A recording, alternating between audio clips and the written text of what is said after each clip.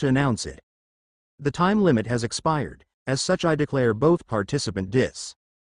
There was a swirl of leaves beside him, and when it dissipated, Sasuke, who was clad fully in black with bandages running down his left arm, and Kakashi were standing back to back. It was Kakashi who spoke up. "We're not late, are we?" "You cutting it damn close, Kakashi. I was already made to push it back once. Had I finished my sentence you be disqualified." "Oh good, so he gets to fight now." "No, his opponent didn't show up either. He'll be up against Shino in the last match of the semifinals. Now get out of the fighting arena." He turned back to the crowd. Since his opponent didn't show up on time, Sasuke Uchiha is advanced to the next round. The first match of the semifinals is Naruto Uzumaki versus Shikamaru Nara. "Will the combatants please come to the floor?" Kakashi grabbed Sasuke's shoulder and used Shunshin to transport both of them to the stands where the rest of the rookies were. They arrived just as Naruto entered the stairwell, Hinata holding his cloak again. "So Naruto beat Neji? That's surprising considering he trained by himself over the month." "Kakashi-sensei, you didn't know Jiraiya-sama trained him?" Kakashi looked at Sakura like she was crazy. "Jiraiya-sama hasn't stepped foot in Konoha in years. I very much doubt he would return for something as trivial as the Chunin exams.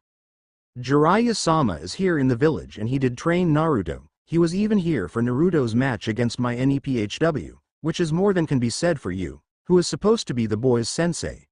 He didn't even look at Hiashi, just buried his nose in his orange book.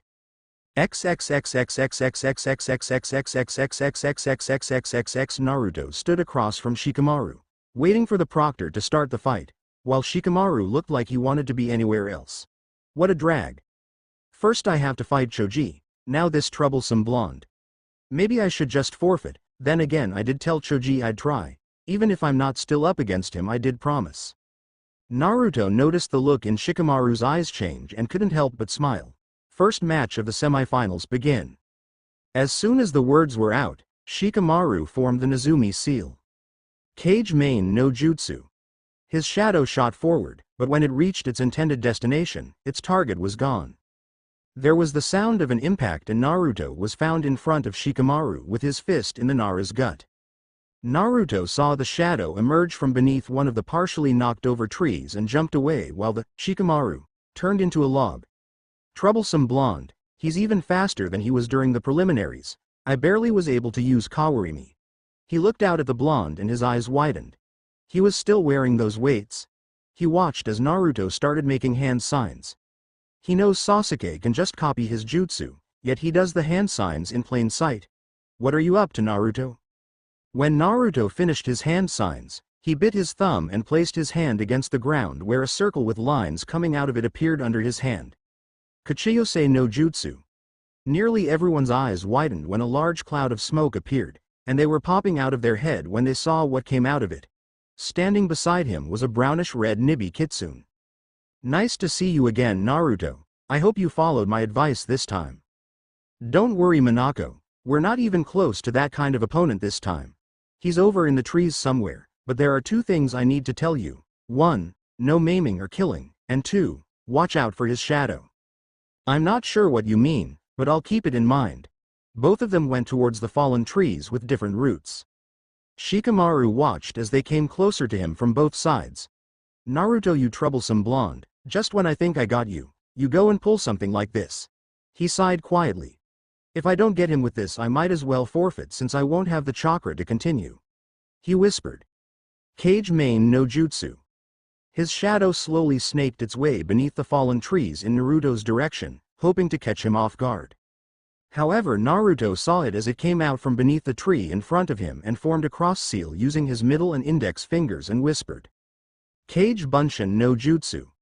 The clone appeared right in front of him and was caught by the shadow as Naruto disappeared using his speed. Shikamaru felt his shadow catch and smiled, at least till he felt himself get hit on the back of the neck. Before he lost consciousness he heard Naruto's voice. "Sorry about that, Shikamaru." After Shikamaru was out, Naruto picked him up and walked out of the rubble. Minako came out a little to the right of him. "Thanks for the help, Minako." "You're welcome, though next time I hope to do a bit more fighting." Naruto smiled. "I'm sure you will. I've been known to get into trouble from time to time." She gave the kitsune equivalent of a smile before she dismissed herself. Naruto carried Shikamaru to the infirmary where he set him down on one of the open cots, before returning to the stands where he was met with glares from most of the older populace, and looks of awe from most of the younger. When he reached his friends, Hinata threw her arms around his neck and kissed him. "You did great, Naruto." "Thanks, Tenchi." He turned to Sasuke, who was smirking. "I guess it's your turn, Sasuke. Try not to show off everything Kakashi taught you in the first match. I'd like some surprises when I fight you, whether in the finals or some other time." Though Kakashi was surprised that Naruto hadn't called him sensei, he didn't show it. "I guarantee it won't be much of a match. It doesn't matter who you learned under for the past month, not with what I learned." He had expected a boast from the blonde, but all he got was a smile. "We'll see."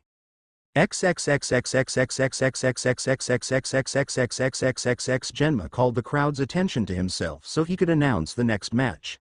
The second match of the semifinals will be Shino Aburame vs. Sasuke Uchiha. Would the combatants please come to the floor?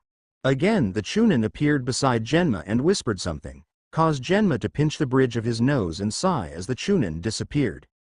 "Ladies and gentlemen, due to the injuries he sustained in his last match, Shino Aburame is unable to fight and Sasuke Uchiha will advance to the finals. As per the rules of the Chunin exams, there will be a 15-minute reprieve for the finalists to recuperate." He then muttered under his breath. Even though only one of them needed, since the other never even fought.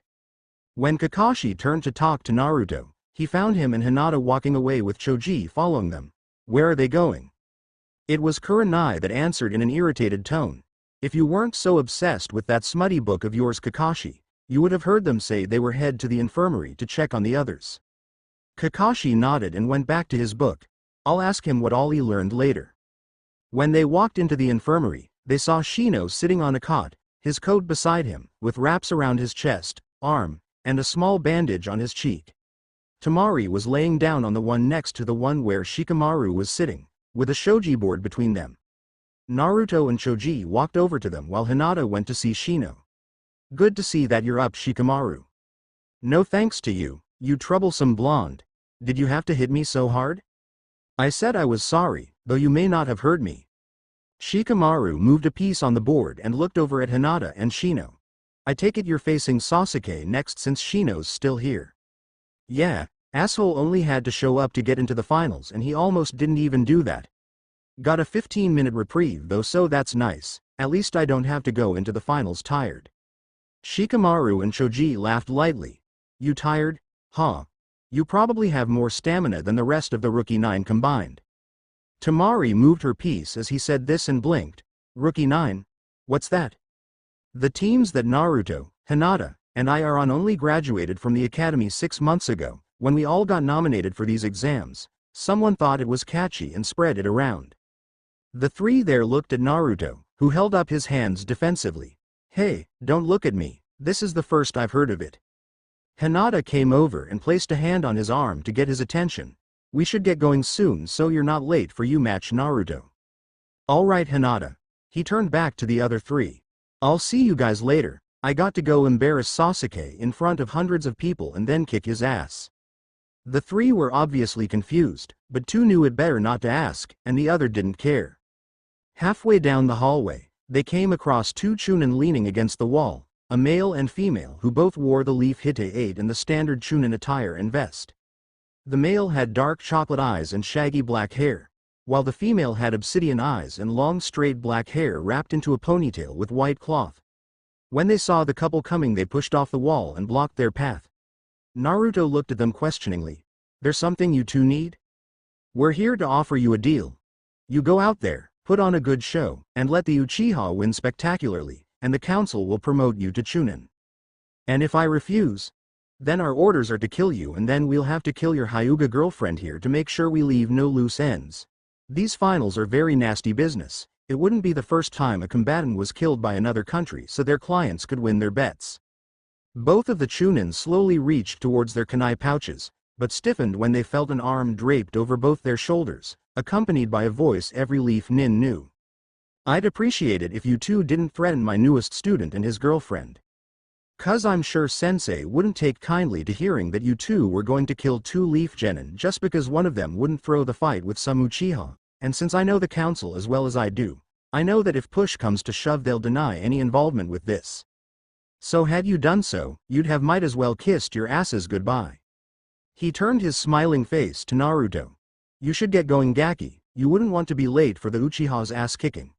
Naruto smiled and gave Hinata a peck of the lips before disappearing in a swirl of black feathers. Jiraiya was still smiling, but shook his head. Shall we go, Hinata? Wouldn't want to miss this. She nodded and walked away with Jiraiya, while the two Chunin dropped to the ground with a relieved sigh.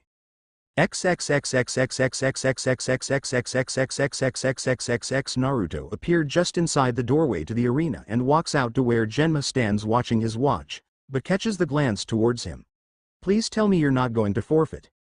Not a chance, I've been waiting for this match for some time. How much time do we have left? 3 minutes, why? Naruto smiled so mischievously, it would send chills up anyone's spine. Oh, nothing much. But Sasuke needs to be down here for this. You think you could get him? Is it going to harm him? Naruto shook his head. No, Sasuke Uchiha, come down to the arena please. Sasuke appeared in the arena in a swirl of leaves. Time for the match? Naruto smiled. Not just yet, I have something planned to help with the frustration most of these people are feeling having not been able to see you fight, since that's probably the only reason why they're here, and since it's because of you. I figured I'd see if you want to be the one to give the signal. Sasuke snorted. You really think I'm that stupid? You just want me to get in trouble for whatever your dumb prank is. Naruto's smile widened. If you think that, then you don't know me at all. I always take credit for my pranks. I just thought that this would look better if you did it. Oh well. Naruto shrugged and turned to the stands. Ladies and gentlemen, I know most of you have come to see Sasuke fight. He was interrupted by loud booing. And you'll be able to in a few moments, but before that, I ask that you turn your attention to the far wall. He himself turned and waved his arm above his head. Seconds later a large roll went down the wall until it revealed the picture taken in the Forest of Death. There was dead silence throughout the arena for about 7 seconds as the roll continued down the wall, before there were gasps, roars of laughter, shouts that the photo was a fake, and Naruto even heard a faint, "Take that Ino pig." But he really didn't care about those. He was waiting for Sasuke's reaction, and he wasn't disappointed. Sasuke's face was turning purple and he glared at the smiling blonde. What's the meaning of this? Why the hell would you do something like this? Hey, I just found the two of you like this when I came back from setting traps in the forest. I just thought that you'd want your fangirls to know you were taken. I don't like her. Naruto glanced at the photo, and then back at Sasuke. Then why is there a smile on your face? Sasuke looked over and sure enough the corners of his mouth were curled upward. His face got even redder before he started doing hand signs. When he finished he brought his hand up to his mouth and blew out a large fireball straight at the picture, making it go up in smoke literally. He returned his glare to Naruto, whose smile widened. Is Sasuke-chan embarrassed? Sasuke's left eyebrow started to twitch, and Genma stepped in. Alright, since you both seem so eager to fight, let's get started. Ladies and gentlemen, the final match of the Chunin exams. Naruto Uzumaki vs Sasuke Uchiha. Begin. Jiraiya and Hinata arrived in the stands as Sasuke used Shunshin, and Kakashi's visible eye widened seeing him, but schooled his face quickly. Jiraiya-sama, it's wonderful to see you. I understand you trained Naruto for the finals, correct? Yes, I did, and I understand you didn't believe anyone here when they told you as much. It's just hard to believe you would come back simply for the Chunin exams and wind up training a genin. Speaking of which, what all did you teach him over the month, since as his teacher, I need to know what my students are capable of. Jiraiya smirked. Then it doesn't really matter since Sensei and I signed the paperwork to make him my apprentice this morning. Gaki's got the greatest potential I've seen since Minato, maybe even more than him. I'll admit he has exceedingly large chakra reserves for his age, but that alone doesn't mean he has as much potential as you claim, and if he does, why has he never shown it? Just because you've never seen it doesn't mean it doesn't exist. Had you taken the time to train him like you have been the Uchiha, you would have seen it. In a single month, not only has he learned almost all of the jutsu I can teach him, but he learned to use his wings as they should be, created the seal that hides them with only a small contribution on my part, learned to use his wind element to a degree, and created 5 jutsu that can only be used by him and Hinata, through hers are slightly different. He used 25 clones for the first week and then dropping it down to 5 for the rest of the month. getting Jutsu under 10 months of training in, only giving him a few months worth of training over what he should have had after graduating, in which he only learned the tree walking exercise. I would have trained Naruto over the month as well, if not for the fact that Sasuke was supposed to be up against Gaara in the first match, and had to be watched closely due to the curse mark placed on him. The only reason the Uchiha is still even in the finals is because of the council, and I am to check the suppression seal as soon as it is over. And as for him needing training to face Gaara, the only one even remotely capable of taking him on outside of a handful of Anbu, myself, and Sensei, is Naruto, because they carry a similar burden. Kakashi's eye widened at the implication. You mean, the Toad Sani nodded. Then why wouldn't he show? I honestly don't know, his teammates and Sensei are here, but he's nowhere to be found. They both turned to see the photo completely unroll, and Jiraiya smirked. He definitely gets his sense of humor from Kushina. Though he was standing right beside him, Kakashi couldn't make out what the Toad Sanin said over the noise of the crowd. XXXXXXXXXXXXXX. Despite the fact that the proctor had started the match, neither had moved, and Sasuke seemed to be calming down. Feeling better? He didn't answer, but he put on his usual smirk. You must be excited, you're getting the fight you've always wanted. Actually, I was hoping to get to fight Gaara. After what I saw in the forest, I was hoping to see firsthand what he's capable of. He'd also be a good opponent to see how far I've come under Jiraiya sensei. You really expect anyone to believe that Jiraiya of the Sannin train you of all people? Let them believe what they want. Now, I think we've made them wait long enough to watch your match. Naruto rolled his neck, cracking it, as Sasuke's Sharingan came to life with 2 tomos in each eye. I see they've improved, well, one of them at least. Naruto disappeared in the eyes of the crowd, but the Sharingan could still see him, and allowed Sasuke to counter a fist thrown at his head with a kick to the ribs. Naruto stumbled to the side a bit, but jumped back before the follow-up strike could land. You've gotten faster. Lee was moving about this speed when he kicked your ass, probably faster. But that's not the only similarity. The weights are still on. Naruto's wings spouted out of his back, and with one powerful downward thrust, he shot into the sky. Sasuke started forming hand seals. That's not going to save you. Gokakyu no Jutsu. A large fireball shot out of Sasuke's mouth towards the airborne Naruto. The blonde was in the middle of removing his wrist weights when the fireball came at him. He pushed wind chakra into his wings and flapped them towards the oncoming ball of flames. A wall of wind collided with the flames, causing them to fan outwards before pushing them back and finally putting them out. While this was happening, he had pulled off the weights on his arms and hurled them down at Sasuke before letting those on his legs fall straight down. Sasuke was able to dodge due to his Sharingan, but the ground shook when the weights impacted the ground, leaving craters in the ground and offsetting his footing. Naruto slowly lowered himself to the ground as Sasuke regained his footing and touched down under 10 feet from the Uchiha. The blonde shot forward so fast, the Sharingan was barely able to make out a blur before the Uchiha was sent crashing to the ground, bouncing and tumbling till he was just feet from the foot of the wall. You know, Sasuke, I was expecting this match to be a bit more heated, what with that bragging you did before the match, but so far you've only shown you've worked on speed, your Sharingan, and learned Shunshin. If that's all you thought you needed to pass, Gaara would have wiped the floor with you, that or smeared you on the walls. Anger burned in Sasuke's eyes as he gritted his teeth. He pushed chakra into his legs and jumped backwards before focusing more into the soles of his feet to stick to the wall, where he started forming hand seals and then grabbing his left wrist where lighting crackled to life. Chidori.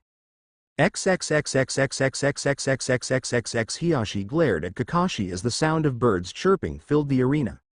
If that boy dies, you will be held responsible, and neither the council nor Kami herself will prevent the Uchiha's death. Naruto's not without his surprises to San. The girl's right, Hiyashi, the Gaki will be fine. The rest of the rookies in the stands looked confused, and Sakura voiced their shared question. What's that jutsu Sasuke's using? Guy, never taking his eyes off the Uchiha, answered. It's an assassination jutsu, Kakashi's sole original jutsu. It's actually a powered-down one called Chidori due to the sound it produces, but its true name is Reikari because it is said to have cut a bolt of lightning in two. I had no intention for it to be used against Naruto, or any Konoha ninja, but to be used to piece the Suna no Tate that Gaara is rumored to have, and from what Jiraiya told me it would have probably been the only way for him to survive had he fought Gaara. This isn't why I taught him that jutsu. He was supposed to protect his comrades with it, not use it against them. The sound of chirping was drowned out by the sound of the wind picking up, and Kakashi's exposed eye widened when he saw what Naruto planned to counter with. Impossible. XXXXXXXXXXXXXXX. Naruto watched as chakra became visible in Sasuke's hand and formed lightning. He's up the ante. Well then, I think I'll call. Let's see what you got, Sasuke. He held out his right hand and began gathering chakra. The wind picked up as he made it rotate in all directions within a sphere. It became stable as Sasuke started his descent from the wall. Rasengan. When he reached the ground, there was a cloud of dust and Naruto started forwards as he emerged from the dust. They both brought their jutsu to bear as they ran towards each other. It looked to all onlookers that the two jutsu would hit the other.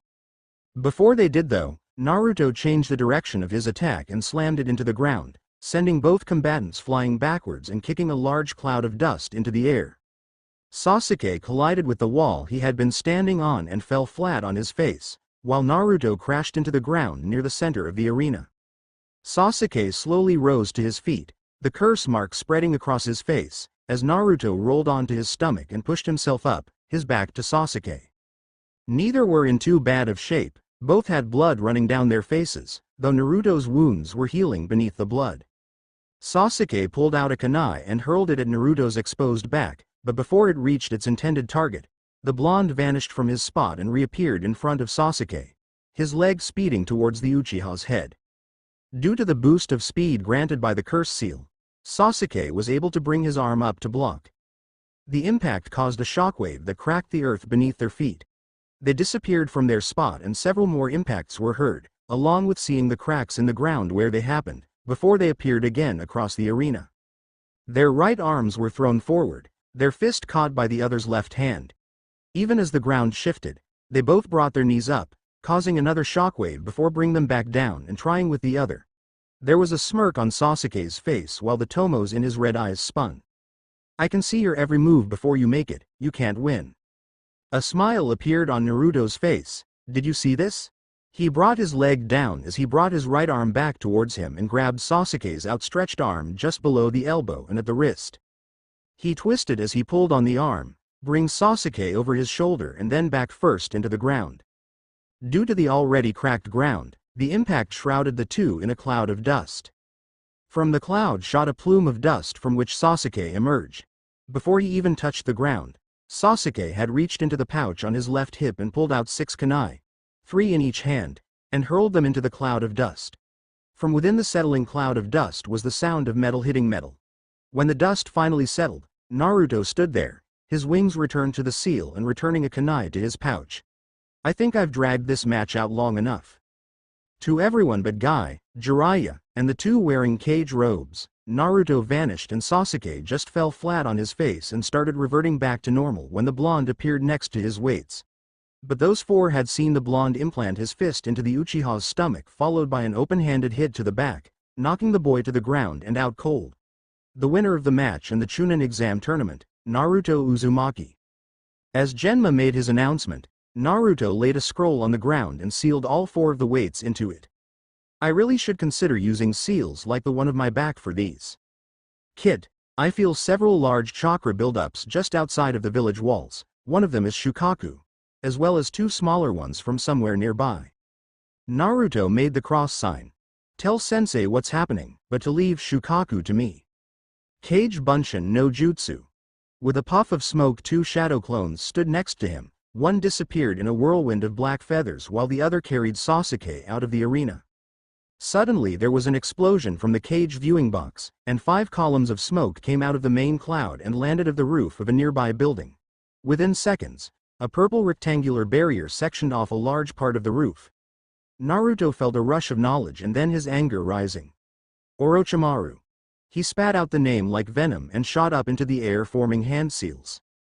The clone appeared in front of Jiraiya and feathers invaded his vision. With a pulse of chakra, the genjutsu was dispelled from everyone around him. Jiraiya-sensei, there are several chakra build up around the village just outside the walls, one of which is Shukaku. The explosion in the cage viewing box turned everyone's attention to it. At the sight of the barrier, Jiraiya's eyes narrowed. That's one of Orochimaru's jutsu. Everyone listen to me. I need to split up into 2 teams, one to go to the academy to help protect the young ones, and the other to help those in the infirmary to the hospital and to help protect the patients there. Sensei, boss asks that you leave Shukaku to him, but if I know him, he'll going to try to help Oji-san first. The clone turned to Hinata as Jiraiya shunshined away. He's going to need your help. Without you he's likely to go fight beside Oji-san as well. Sakura looked at the clone confused. How do you expect her to get up there to him? Are you going to carry her? I can't, my time's almost up, but trust me, she can get to him. The Jonin were already fighting off the Otto and Suna ninja attacking in the stands. The rest of you should do as Jiraiya-sensei said. It's going to take a little bit of time for our ninja to get where they need to be to mount a counter-attack. The clone went up in smoke as all the genin but Hinata left. How do you plan to get up there to him, Otome? Naruto's not the only one with surprises to San. The image of her coat wavered as though it was a mirage, showing her to be in the same light blue top she had worn when she met Naruto the night after the preliminaries. When she turned to face Naruto, Hiyashi saw the same design as the seal on Naruto back in the same spot on Hinata, except that instead of the kanji for fallen, it was the for angel. From her shoulder blades sprouted 2 snow-white wings just as she jumped over the railing and then started towards Naruto. Naruto saw her flying towards him as he finished the last seal and bit his thumb. Kachiyose no Jutsu. He shoved his hand downward and chakra surged from it, exploding into a massive cloud of smoke. From within the smoke came a mighty roar as 9 swishing tails cleared away the smoke to reveal Kyuubi in all his glory for all to see. Keep Shukaku busy till I get there. I'd prefer not to have to kill Gaara. He may not give you the option kit, there's the chance you'll have to kill him to protect the village. Kyuubi leapt over the wall, and raced off towards where he knew Shukaku to be. Hinata reached him as the giant fox leapt over the wall and hovered in front of him. Naruto, your clone said you'd try to help Hokage-sama and would probably need my help to do it. Naruto smiled. Well, he was me in a sense, and he was right. From what Jiraiya taught me about barriers, in order to dispel one, you either have to take out the one who put it up, destroy one of the markers, or hit it with a powerful blast at its the weakest point. Which is where, and even knowing where it is, what are we going to hit it with? The point furthest from each marker, which in this case would be the center of the ceiling, and I think the only thing that's going to work is our combination attack. But we've never gotten it to work. You don't have the control. I know, that's why you're going to do it. He could see in her eyes that she was doubtful of her ability to do it, and he wrapped his arms around her waist and kissed her on the lips. He placed his right hand on the back of her left. I know you can do it, Hinata. Just believe in yourself like I believe in you. She smiled and stretched out her hand towards the barrier, his never leaving hers. An orb of light appeared before her hand, and slowly darkness mixed into it, turning it into a glowing gray orb as it grew to 2 times its original size. They spoke as one as a coffin rose from the roof in front of Orochimaru. Maien Heiyu Batsu. Hikume Tama. It doubled in size again as the coffin fully emerged from the roof and a second started peeking out. Kasai. The ball launched from their connected hands at extreme speeds. It exploded on contact with the barrier, and when the smoke cleared, the barrier was gone, as was the second coffin. 4 people stood looking around confused where the corners of the barrier were, each wearing white outfits with a thick purple rope tied around their waist. Until one with 6 arms noticed them. He turned his head towards them and from his mouth launched a net that appeared to be a large spider web at high speed before the Anbu on the roof attacked him, the other 3, and moved to help the Sandame against Orochimaru and the replica of the Shodem that had emerged from the coffin. Naruto felt Hinata's hand leave his just before he was shoved and sent tumbling to the side. He righted himself within seconds, just in time to see Hinata get ensnared by the net, trapping her wings against her body and causing her to drop towards the ground. Hinata. He propelled himself into an angled dive before withdrawing his wings into the seal and brought his arms to his sides. Because of these things, he sped up his descent and was able to get beneath her. In an instant, his wings reappeared and he forcefully changed his direction to go straight up beneath her. He caught her with little difficulty, and carried her to the concrete awning that covered the stands. As soon as he landed, he laid her down and took out a kunai. Hinata, I need you to lay still, all right? She gave a slight nod and he slipped the kunai under the webbing, careful not to cut her, and attempted to cut it, but the knife couldn't even scratch the net. In fact, the blade was worn down rather quickly. He threw the kunai away in frustration. Damn it, what's this shit made of? Naruto, it has chakra running through it, making it harder. You'll have to use chakra to cut it. Naruto seemed to go into a trance for a second before he looked at her. I need you to seal your wings. As her wings disappeared, a small gust of wind focused on Naruto's hand and a light blue blade formed at the tips of his middle and index fingers. He dragged the blade along the webbing that now lay on the concrete, leaving an inch-deep cut into the concrete and freeing Hinata. A sudden shaking of the ground caused them to look towards the village where in the distance they could make out the forms of Kyuubi and Shukaku clashing along with several large toads facing off against equally large snakes. We have to stop Gaara before they get any closer to the village. You go. I won't be much help against him. The two of you are on a whole other level from the rest of us. I'll be of more use at the academy, but promise me you'll be careful. I promise, and I'll tell you what, when this is over I'll take you out to dinner, but you have to be careful too. She kissed him on the cheek and smiled. Deal. They both took off into the air and towards their own destinations with the same thing on their minds. Please be safe. The end. Remember to subscribe and like this video. See you in the next video.